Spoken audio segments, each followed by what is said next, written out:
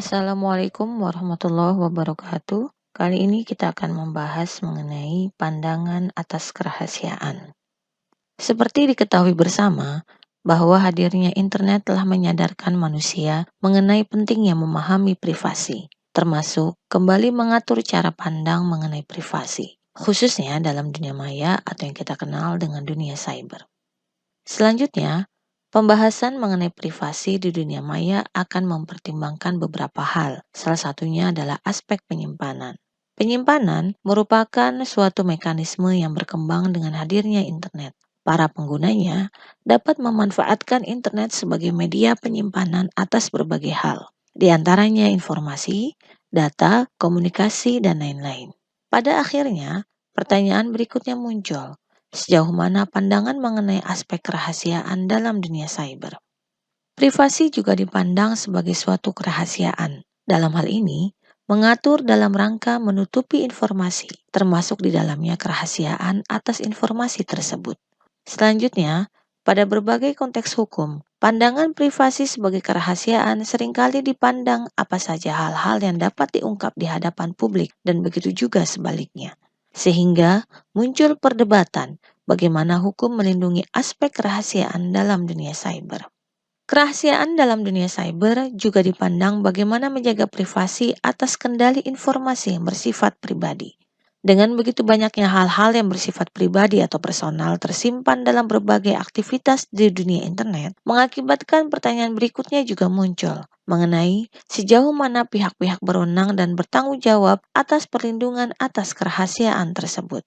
Dalam hal ini, kerahasiaan atas informasi pribadi, kerahasiaan atas data pribadi, kerahasiaan atas komunikasi pribadi, dan hal-hal lainnya. Hadirnya teknologi informasi dan komunikasi memungkinkan adanya pengungkapan hal-hal yang bersifat pribadi ke ranah publik.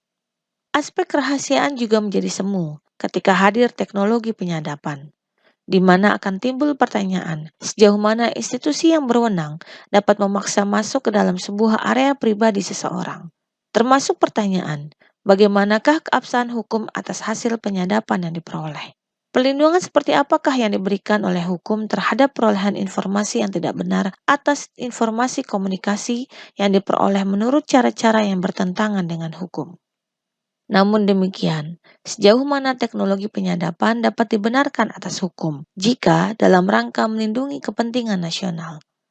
Dalam hal ini, terminologi kerahasiaan akan selalu dibenturkan dengan kepentingan publik atau yang dikenal dengan ketertiban umum.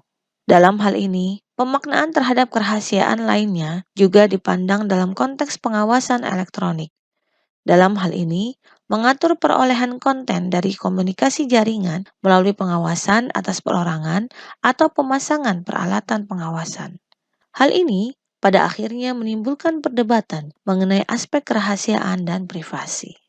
Privacy of person, dalam hal ini biasanya ada 4 jenis pelanggaran terhadap privasi atas pribadi seseorang, yaitu 1. Publikasi yang menempatkan seseorang pada tempat yang salah.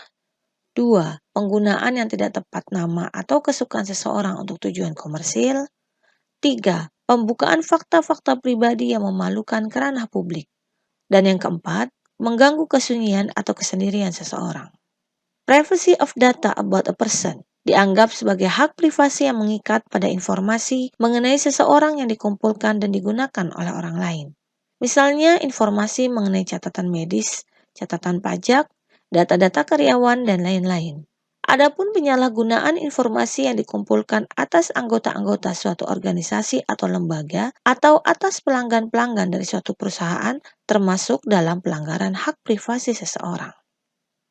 Privacy of persons communication. Dalam situasi tertentu, hak atas privasi juga mencakup komunikasi secara online. Dalam hal-hal tertentu, pengawasan dan penyingkapan isi dari komunikasi elektronik oleh orang lain, bukan oleh pengirim atau orang yang dikirim, dapat merupakan pelanggaran dari privasi seseorang. Dalam hal ini, privasi informasi adalah nilai tertinggi bagi seseorang. Namun demikian, seringkali terancam oleh jenis kegiatan tertentu yang dimungkinkan oleh teknologi, seperti misalnya pengawasan data. Pengawasan dimaksud adalah kegiatan pengusutan yang sistematis atas aksi ataupun komunikasi yang dilakukan oleh satu orang atau lebih. Adapun tujuan utama dari pengawasan tersebut pada umumnya adalah untuk mengumpulkan informasi mengenai apa yang menjadi perhatian orang tersebut, kegiatan-kegiatannya, dan perkumpulannya. Sekian dan terima kasih.